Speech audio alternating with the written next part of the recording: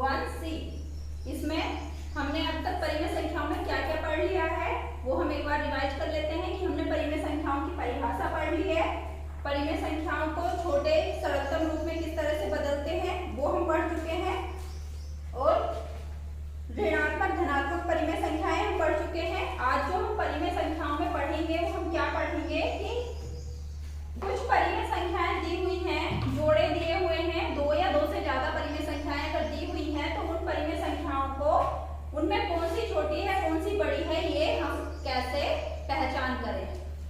जब दो या दो से ज्यादा परिमेय संख्याओं का ग्रुप दे रखा हो, समूह दे रखा हो, तो उन पर उस ग्रुप में से हम कैसे पता करें कि कौन सी हमारी परिमेय संख्या छोटी है कौन सी परिमेय संख्या हमारी बड़ी है।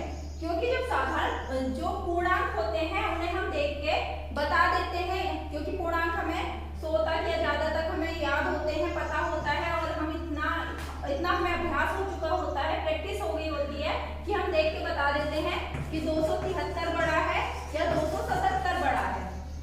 तो ये चीजें हमारे अभ्यास में आ गई होती हैं और हम अपने पूर्व ज्ञान का प्रयोग करके ये हम बता देते हैं कि 277 बड़ा है।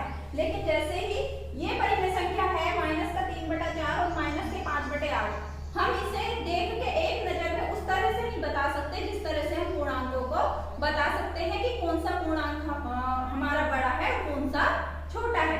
परिमेय संख्याओं को बताने के लिए, भिन्नों को बड़ा छोटा पता करने के लिए हम क्या करते हैं, परिमेय संख्या हमारी क्या होती है जिन्हें p/q के रूप में लिखा जा सके, यानी कि भिन्न के रूप में होती है। अंश होता है परिमेय संख्या में, हर होता है। अब दो तरह की हमारे पास भिन्न हो सकती हैं, एक तो जिनके जो हर हैं वो समान हो, जैसे कि इस क्वेश्चन में है, दोनों के हर क्या है 9 है, दोनों का हर है हमारे पास 9। और दूसरे तरह का जो परिमेय संख्याओं का ग्रुप हो सकता है या जोड़ा हो सकता है कि जिनके हर हमारे क्या हो, असमान हो, भिन्न हो, कुछ भी हो सकते हैं उनके हर। जैसे इसमें है कि एक का हर 4 है और एक का हर 8 है। इस तरह की परिमेय संख्याओं में छोटा या बड़ा बताने के लिए क्वेश्चन क्या है, दो परिमेय संख्याओं में से कौन सी बड़ी है। ये परिमेय संख्याओं का जोड़ा है और इसमें से हमें बड़ी परिमेय संख्या बतानी है, तो हम क्या करेंगे, हम देखेंगे सबसे पहले कि इसके हर समान है या असमान है, लाइक है या अनलाइक है। इसके हर तो समान है, दोनों का हर 9 है, तो सिर्फ हम क्या देखते हैं, और एक चीज कि हर हमेशा हम धनात्मक रखते हैं, हर को हमेशा हम धनात्मक रखते हैं। तो ये हम देखेंगे कि इसमें अंश क्या है, पहली परिमेय संख्या में हमारा अंश क्या है, वो है -4, और दूसरी परिमेय संख्या का अंश क्या है, वो है हमारा 7।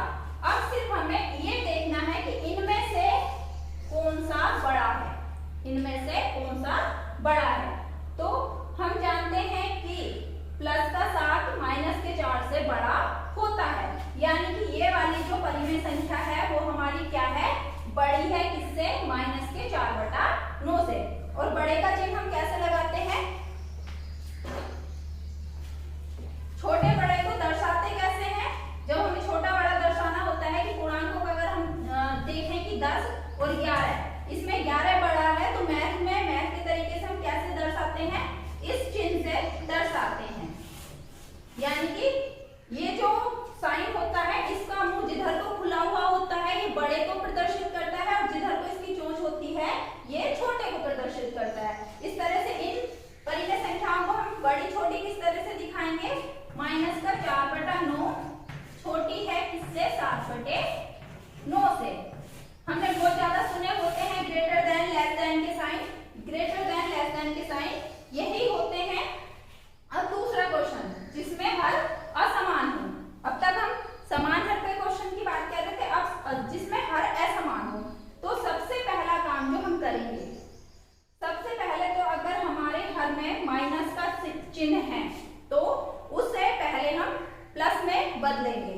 इसमें माइनस का चिन्ह नहीं है, लेकिन हम क्या करते हैं, हम इसे माइनस का अपने हिसाब से बना लेते हैं कि ये हमारी भिन्न या हमारी परिमेय संख्या है 3/-4। अब 3/-4, तो सबसे पहला काम है कि हम इसका माइनस को हटाएंगे, रिमूव करेंगे। किस तरह से रिमूव करेंगे, यानी कि ये जो परिमेय संख्या है हमारी ऋणात्मक परिमेय संख्या है, तो पहले हम इसे क्या करेंगे, इसमें माइनस के 1 का ऊपर नीचे गुणा करेंगे, ऊपर अंश के साथ में चला जाएगा और ये संख्या हमारी बन जाएगी -3/4। यानी कि हमारा जो हर है वो तो धनात्मक हो गया और दूसरी हमारी परिमेय संख्या हो गई -5/8। अब हर को धनात्मक बनाने के बाद दूसरा काम क्या है कि हम हर समान करेंगे। अगर असमान हर है तो अब हम उन्हें क्या करेंगे, समान करेंगे। और समान करने का क्या तरीका होता है कि हम इनका क्या निकालते हैं, एलसीएम निकालते हैं।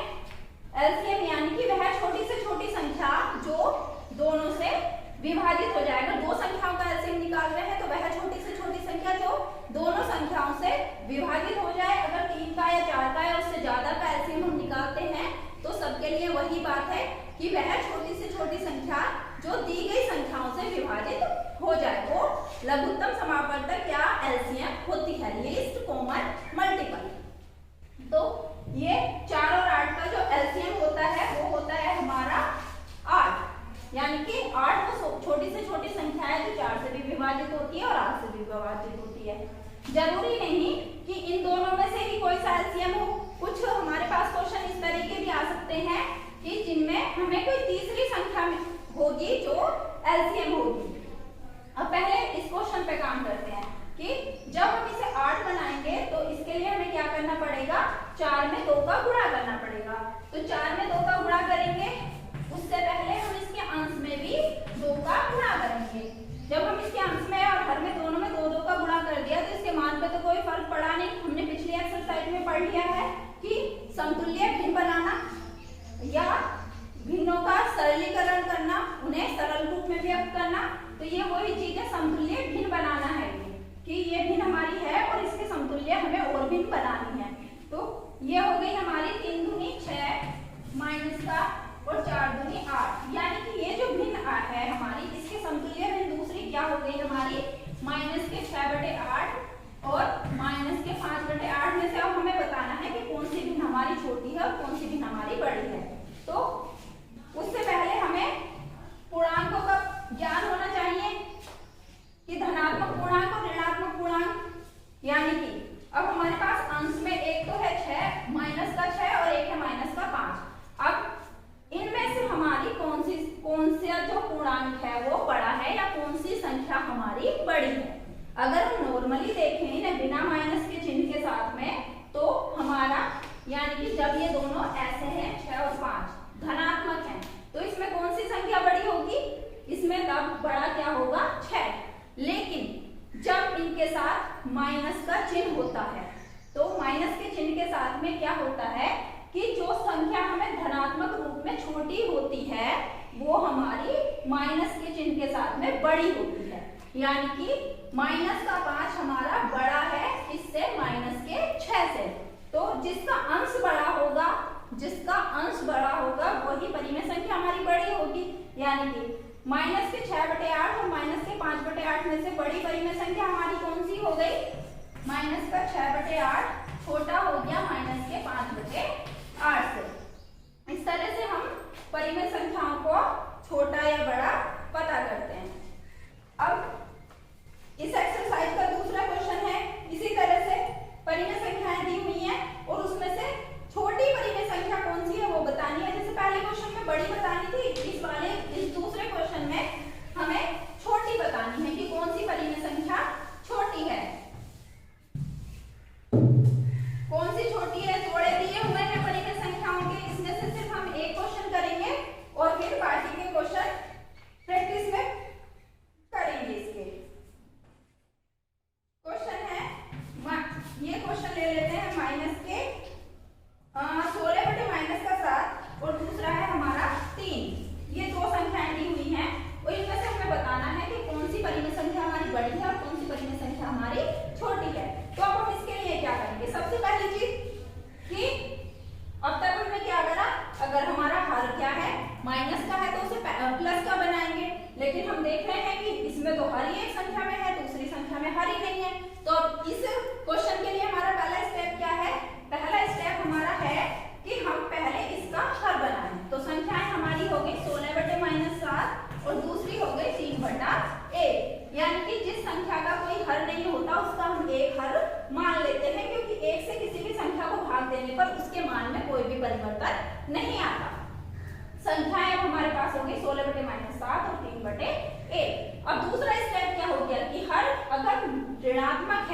निगेटिव है, निगेटिव साइन है, माइनस का साइन है, तो उस साइन को हटाना। किस तरह से हटाते हैं? अभी पीछे क्वेश्चन करा है कि इसके अंश को तो हम माइनस का कर देंगे और इसके हर को हम धनात्मक लिख देंगे, प्लस का लिखेंगे, और दूसरी संख्या 3/1 हमारी हो गई। अब क्या करेंगे? अब हम लेंगे इनका एलसीएम। थर्ड स्टेप हो गया हमारा एलसीएम। इनका दोनों का एलसीएम हो जाएगा हमारा 7। जब इनका एलसीएम 7 हो जाएगा तो पहली संख्या तो हमारी 16/7 ही रहेगी, और जो दूसरी संख्या है वो हमारी क्या हो जाएगी? वो हो जाएगी 3 सत्ते 21, यानी कि हमें 3 में और 3 और 1 में ऊपर नीचे दोनों जगह 7 का गुणा करना पड़ेगा हर को 1 को 7 बनाने के लिए। तो ये संख्या हो गई हमारी 21/7। अब हर तो हो गए हमारे समान, अब हमें सिर्फ अंश के साथ में काम करना है। अंश से हमारे पास माइनस का 16 और दूसरा 21। इन दोनों में से कौन सा बड़ा है? हमेशा धनात्मक संख्याएं बड़ी होती हैं, धनात्मक पूर्णांक हमेशा बड़े होते हैं ऋणात्मक पूर्णांक से। तो ये जो है हमारी 21 वो बड़ा है, यानी कि इसमें छोटी, जो क्वेश्चन की डिमांड थी कि छोटी परिमेय संख्या बताइए, तो छोटी परिमेय संख्या हमारी कौन सी हो गई? माइनस के 16/7। ये हो गया इस क्वेश्चन का आंसर।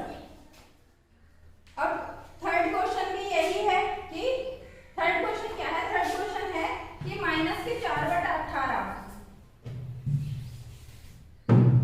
माइनस के 4/18 की समतुल्य परिमेय संख्या बताइए। 4 ऑप्शन दिए हुए हैं इसमें। इस जो क्वेश्चन है इसमें 4 ऑप्शन दिए हुए हैं कि इसमें कौन सी हमारी परिमेय संख्या माइनस के 4/8 के समतुल्य है। तो इसमें हम क्या करेंगे? इसका समतुल्य पता करने के लिए हम इसका सरल रूप पता करेंगे। सरल रूप भी पता करना पड़ सकता है और इसका बड़ा रूप भी पता करना पड़ सकता है, वो हम ऑप्शन के हिसाब से करेंगे। ऑप्शन में है हमारा 2/-9, दूसरा है हमारा 6/27 और एक है 2/9 और एक है 4/18 समतुल्य रूप। अब सबसे पहले हम ऑप्शन के साथ इसमें अगर काम करें, हम 4/18, ये प्लस का है, ये माइनस का है, तो ये ऑप्शन तो है ही नहीं, खत्म। 2/9 ये भी प्लस का है, ये भी ऑप्शन खत्म। तीसरा 6/27, यानी कि 18 को हमने 27 में बदला है और 4 को 6 में। किस तरह से इसे कन्वर्ट करें कि अंश हमारा बनाया गया है 4 का 6, 1.5 का गुणा किया गया है इसमें। आई थिंक 1.5 का अगर हम 4 में 1.5 का गुणा करेंगे तो क्या बनेगा? 4 पंजे 20 और 4 पंजे 6, और 18 में जब हम 1.5 का गुणा करेंगे तो 18 पंजे 90, 0 और 9 हमारे पास हासिल। 18 कम 18, 18 और 9 27, यानी कि ये जो भिन्न है ये क्या ऊपर नीचे 1.5 का गुणा करके बनाई गई है, लेकिन ये कैसी है? ये है हमारी प्लस की, तो ये ऑप्शन भी हमारा कैंसिल। अब बचता है 2/9, 2/9, 4, 2 दूनी 4 और 2 ना 18, यानी कि ये जो भिन्न आई हमारी सरल करके, वो भिन्न कितनी आई हमारी सरल करके? वो आई 2/-9, माइनस के 2/9। अब ये भिन्न देख रहे हैं हम 2/-9, तो ये जो हम अपनी सुविधा के हिसाब से इसे हम माइनस को अगर अंश में भी लगा सकते हैं और हर में भी लगा सकते हैं। तो ये जो ऑप्शन हो गया ये हमारा क्या हो गया? सही ऑप्शन हो गया। तो क्वेश्चन नंबर 3 में यही सब है। चौथे क्वेश्चन में भी ग्रेटर देन और लेस देन और बराबर भरना है। और पांचवा क्वेश्चन है, पांचवा क्वेश्चन इस तरह से है कि इसमें 2 परिमेय संख्याओं का ग्रुप नहीं बल्कि 4 परिमेय संख्याओं का ग्रुप दिया हुआ है। 4 परिमेय संख्याएं दी हुई हैं। क्वेश्चन देख लेते हैं हम। पांचवें क्वेश्चन में 4 परिमेय संख्याएं दी हुई हैं। इसमें क्या है? इसमें हमें पता करना है कि किस तरह से आरोही क्रम में लगाना है इन्हें। तो अब हम इन्हें आरोही क्रम में किस तरह से लगाएंगे? 3/5 माइनस के 7/10, 8/-15 और माइनस के 17/-30। अब हमें ना आरोही क्रम में लगाना है। अब उससे पहले तो आरोही क्रम में लगाने से पहले हमें ये पता होना चाहिए कि आरोही क्रम और अवरोही क्रम होते क्या हैं। आरोही क्रम असेंडिंग ऑर्डर, इंग्लिश में आरोही क्रम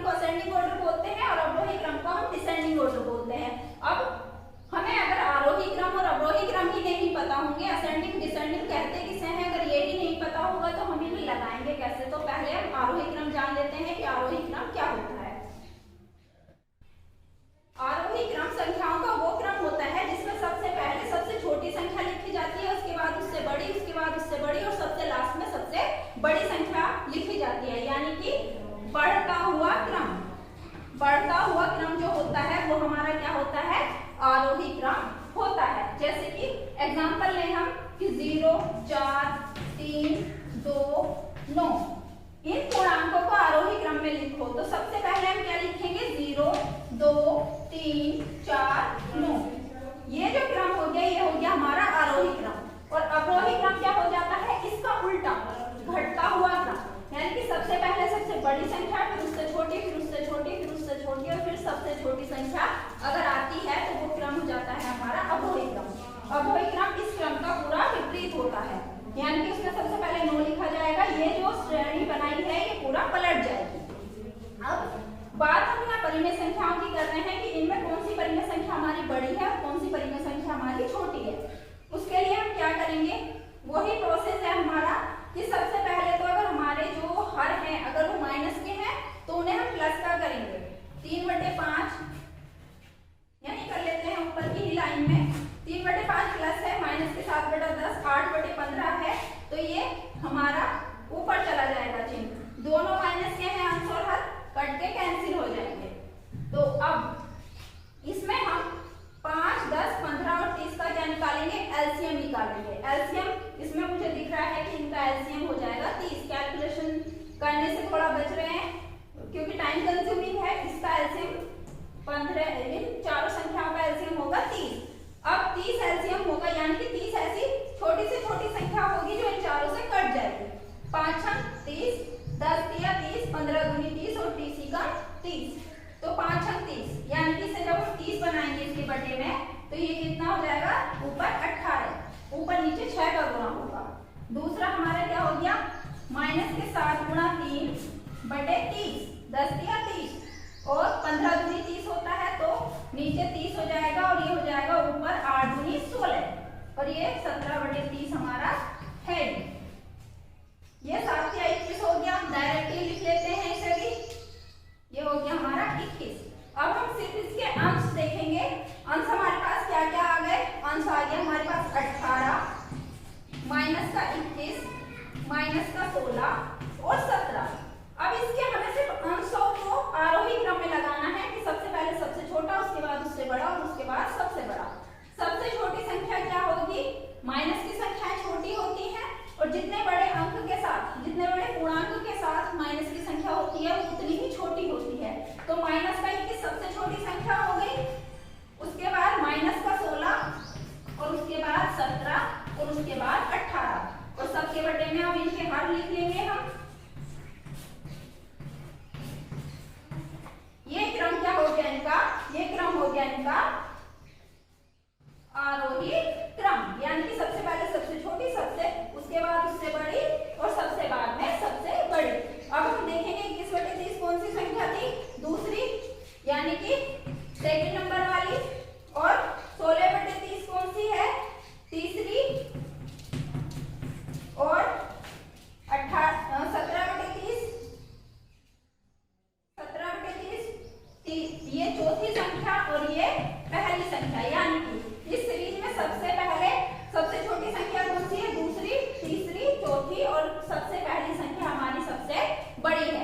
इस तरह से परिमेय संख्याओं को आरोही क्रम और अवरोही क्रम में लगाते हैं। क्लास 7 के जो सिलेबस में परिमेय संख्याओं में यही 3 एक्सरसाइज थी। आज ही हमारा क्लास 7 का परिमेय संख्याओं का टॉपिक कंप्लीट हो गया। हम कल से नेक्स्ट टॉपिक पढ़ेंगे नेक्स्ट वीडियो में। इस वीडियो में इतना ही। Thank you.